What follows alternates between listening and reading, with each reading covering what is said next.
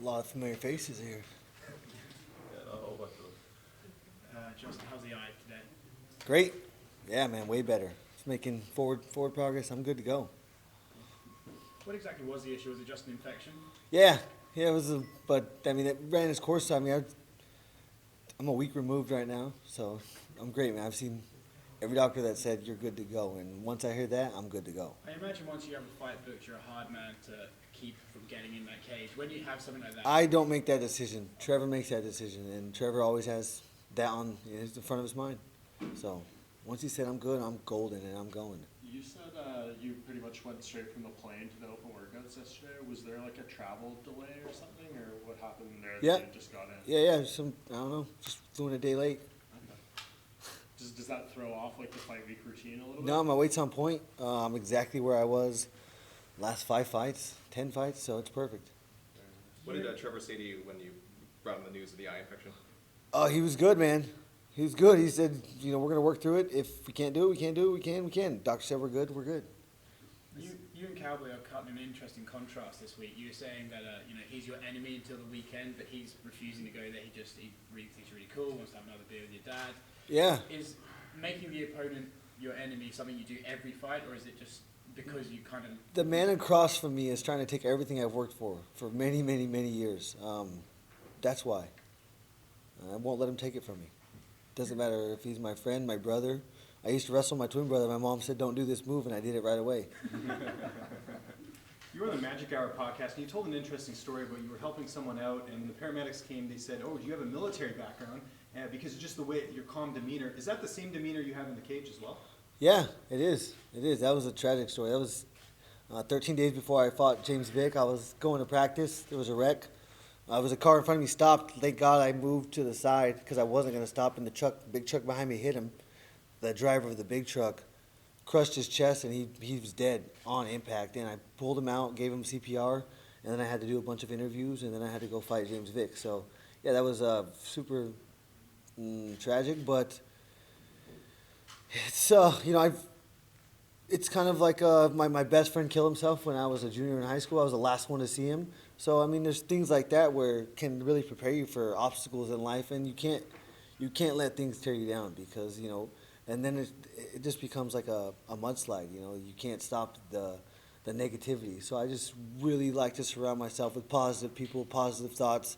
I listen to reggae because they never boast, they never talk shit about somebody, they never talk about money. All they do is talk about positive attitude and having a relationship with God, and that's a very simple life. You have a good attitude in general. Corey Sandhagen gave you a lot of credit, saying you're very in the gym. You give a lot of good advice and things like that. Is that something you're getting used to now, just being sort of a teacher to some of the younger fighters as well? I mean, I think I've always possessed that skill. I went to school. I got a human services degree. It was for social work. I mean, that was, and social work is listening. You don't talk. You don't advise. You listen.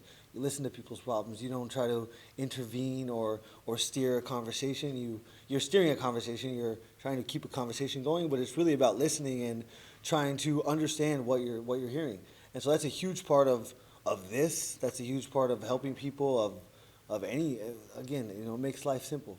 When you wanted to get into social work, is that something you wanted to be a carer? You wanted to be in therapy? What exactly? I wanted to work with at-risk youth. That was my main goal. My best friend in college was, he came from very opposite circumstances as I did. I have, I'm so blessed with the parents that I was blessed with, and he came from the opposite, but it just took one or two positive influences in his life to steer him in the right direction, and now he works in the inner city in Denver. Most of his kids don't speak English. He's a high school wrestling coach, and he takes these kids to Washington, D.C. on trips, and he's such a good influence and role model to these guys, and, there's no need for him to, there's no reason he should be that, but because one or two positive influences in his life. So if I could talk to 100 and affect one, really, I think I'm doing what I was set to do with this avenue that I was given. Yes, it's a violent sport. Yes, I'm trying to beat somebody up, but I'm really trying to inspire the youth and inspire people that don't believe in themselves or maybe might question their work ethic. It's, again, keep it simple.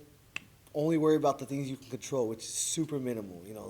Pick 5 things that you can't control and then just worry about that. And if something else starts creeping in, then you can say, shut up. You can say shut up internally. You can say whatever you want, but stop that negativity and move it in the right direction. Do you see yourself and Cowboy as kind of cut from the same cloth? Because he said a lot of similar things when he was in here earlier. As an example, he said, when you have good parents like you do, you usually have a good kid. He's tried to be inspirational. He's been working with kids lately. Do you kind of see you and him as quite similar? We're both warriors, so I see that as similarity. I've been, we're acquaintances. I've been around him for a total of maybe, 2 months in my life. And so it's not like I know the guy personally, I don't know who he is. I don't know how he is. I don't know what he is. I know he's a warrior. I know he's one of the best that's ever done this. And I'm excited to face that challenge and face the adversity that he brings. No one's ever put him to sleep. No one's ever put Edson Barboza to sleep. So these are things that I am here for, to create that legacy. I might, obviously I'm 3-2 right now. You could talk all the shit you want about that. I fought the who's who, the toughest guys. There's guys. If I get a title shot, it'll only be because I went through the hardest guys. Most guys that get title shots don't have to do that. Are you any more excited fighting Cowboy given the accolades, who he is in the sport, or is this kind of just another fight the way you look at it? I'm super. It's great, man. Like I said, I'm here to create a legacy, and Cowboy is the right man for that right now. He's number 4 in the world right now. That's not a mistake. He's been around. He's fought the most. He's finished the most. He's got the most bonuses. So of course, that's what I'm here for. With all of those accolades that Don Cerrone has, would you be happy having his career at the end of the day? No, I'm 20. I have 20 wins and 17 knockouts. That cannot be matched. Justin, he said, and his team is saying that the game plan or the approach to this fight is to fight fire with fire. Is that a mistake going in there against someone like you? I think it's the mindset that you have to come in with. What else is there? You can't stop it, so you have to match it. Your gym does a lot of cross-training with elevation. How much of a benefit has that been, getting to work with those other guys over there? That's my team. That's where I train at. I have a private gym where I do my boxing and wrestling with my coaches, but that's the team I work out with when I do team workouts. I spar with them twice a week. I wrestle with them. We grapple, and we hang out, play video games, and play freaking... I hear Austin Hubbard's quite the gamer. He's on this card as well. I don't play the video games with them. I play what is it called? A little smack ball. What is that thing? Not hack on the trampoline. Smash ball? Yeah, but Corey Sandhagen is a G at that. Spike ball. Corey Sandhagen is a G at that, so I've been working my ass off to try to beat him. You ever seen the people who do it with fire? The ball that's on fire? Nah. Is that a little too extreme for you? No. You mentioned yesterday Cerrone called you Homer Simpson, but you also mentioned how you tightened your game up, and I think your last 2 fights that's really shown. Do you think... That's 2 fights. Yeah, last 2 fights. Do you think eventually that criticism of the Homer Simpson thing is going to go away? I want it to stick around as long as possible. I want these guys to think they're fighting a fool and a dummy. I have... My timing is different. They will never be able to replicate it in a gym. They will never be able to replicate the pressure that I'm going to put on them. They will never be able to replicate the heart rate that they're going to have to contain when they fight me for as long as they last or I last. So those things I really rely on, and it's really the output. My output has dropped about 85% if you look at it, and it's really my coach told me forever. He said just try a little bit less, and you will find more success. And it just was. It's like golf. It's like the harder you try, the worse you do. It doesn't make sense to me because my whole life in wrestling was the harder you work, the better you did. But once I lost 2 times in a row, I was able to go back to the drawing board and really take the criticism and try to make adjustments. And luckily, I have the 2018 Coach of the Year, the Coach of the Century. So he's able, and I'm coachable. Wrestlers are coachable. I've been wrestling since I was 4, so I listen to everything he says. Justin over here, we've asked you about your legacy of 4 but a lot. What does that mean to you? Is it titles won, money made, opponents beaten? What does it mean to you? I think if you ask me at different times in my career, the answer will be different. Right now, it's to, obviously I want to win the world title. That's what brings you notoriety as the best in the world. I'm not here. I'm going to leave and quit this when I don't believe I can be the best in the world, or I don't have a chance. So that's first and foremost what's going to create my legacy. But the way I represent myself, the way I treat people, the way the people from the UFC see me, the way the fans see me, the way that I get to interact with those people. Like I said, at any time in my career you ask me, my answer will be different. But it will always surround positivity. And that's, because what we do is very brutal. But man, I know how I know how much happiness it brings people, even though it's violence, even though it's chaotic. I know how proud my parents are. I know how proud everybody that's ever met me in my life can be or will be whenever I've, represent myself like I want to and win a world title. I know Sometimes you in want- this business, it's hard to avoid negativity. I mean, we asked yesterday about the stuff going on with Conor McGregor. You had to reply to him. I don't think he's replied yet. I mean, are you kind of ready to have to get into a war of words with him at some point? No, I wouldn't. I don't.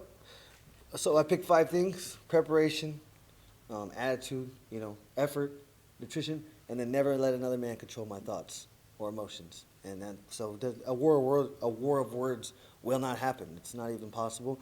If he wants to speak truth, then I'm okay with that. Then I'll have that conversation.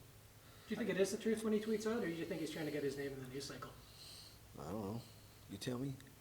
Does he really want to? Does he? I mean, of course, I'm sure he thinks he deserves a rematch in Moscow. But He who's mentioned gonna you- Who's gonna get behind that? He mentioned you as a potential opponent. Were you aware of that? No, Or was that- no. I got Donald Cerrone. That's all I care about right now.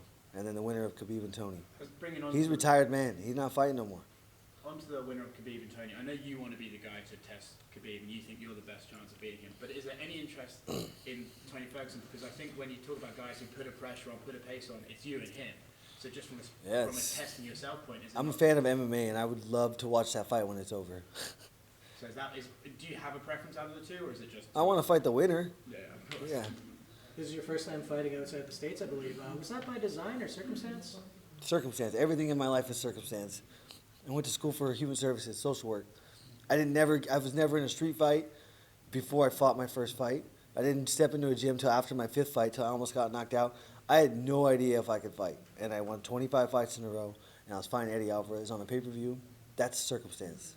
Justin, just a I know couple you, of I know you mentioned the eye thing, almost put this fight in jeopardy, but when it was coming together, was this timeline, worked out for you? I think you said, perfect. you won't take a fight. It was more It than was 8 9 left. weeks. I would have liked 2 extra weeks, but I've learned to not let myself go in between fights. I'm getting older, and I've found that it does not get easier. So I'm doing the right things even when I'm not in camp. So that 8-week deadlines, there's some flexibility there as well. No, I'm not going before 8 weeks. I mean, I'll fight. If I can go in there and get a knockout in 1 minute, then I'll fight in 2 weeks because I'm in shape and I'm already training and, there's no break. I didn't take no damage. My coach probably wouldn't like that because no matter what, you take damage in practice. In order to get ready for something that I'm about to ensue, you have to put yourself through obstacles, adversity. You'd be a fool to go in there and think it's going to be daisies and rainbows because that's not what we're doing here. If I wanted to do that, I would have, stuck with social work. And you mentioned you have 5 wars left. And that's not daisies or rainbows either. That's very, very tormenting on your emotions, but this is similar. Yeah, I know you said you have 5 wars left in you. If you were to make a bet, is that number still at 5 when you leave, or is it 4? I haven't had a war yet. Oh, who knows? Dude, I don't know. I don't know. I don't plan. I don't predict. I don't wish. I just go in there and I stand on hard work, and I stand on work ethic, and I stand on what I represent, and I stand on the fact that since I was 4, I've been working every single day. I've never taken a shortcut. That's 26 years right now, and so I've been working harder than most of these guys for 20 years, for 18 years. A lot of these guys didn't do what I did before I came here. They weren't Division I All-American wrestlers. They didn't go through a Division I program. That alone will kill you.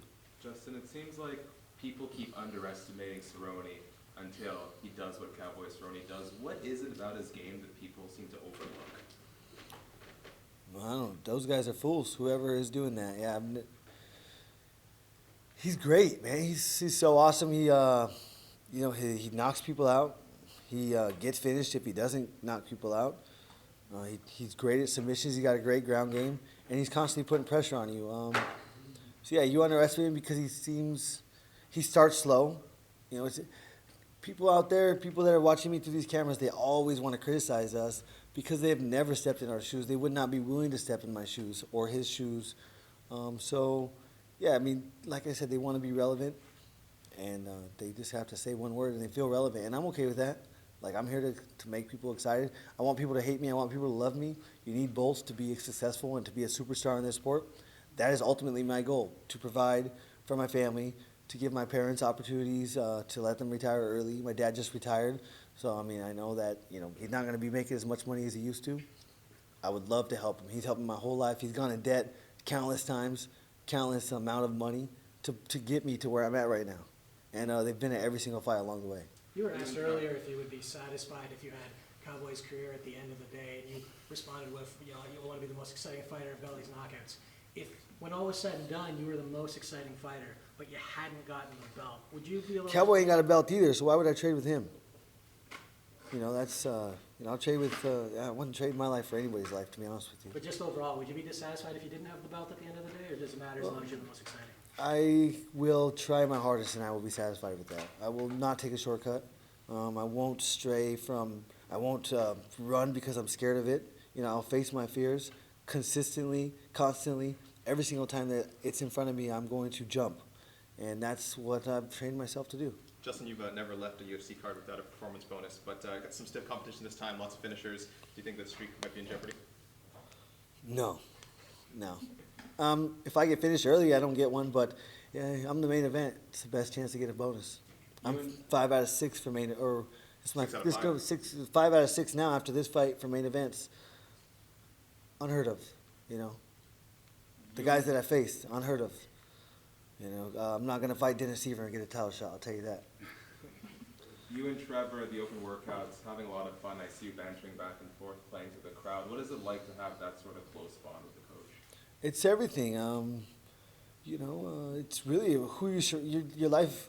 Again, circumstances. Who am I going to surround myself with? A positive guy like that, coach of the year like that, and then the ability to always have respect and still get to have a friendship with him is, every coach I've ever had, I've never been able to have. It's been hard to have that because you really got to, for one, I was a kid, respect your elders. I always tried to do that, and so I couldn't even look at myself as on the same level as them as a friend or a person. They're always a hero or a role model. That's who they were, and he's the same thing, but, we're closer in age, and so it's easier to, we go snowboarding every Thursday during winter. We go camping. We, shoot slingshots at moving targets in the gym. In between workouts, we play hacky sack for fun to warm up. So, yeah, it's cool. Makes life a little easier. Are moving targets other fighters? Or? No, we had slingshots. We throw them foam, see who can hit it. All right, thanks, guys. Thank you.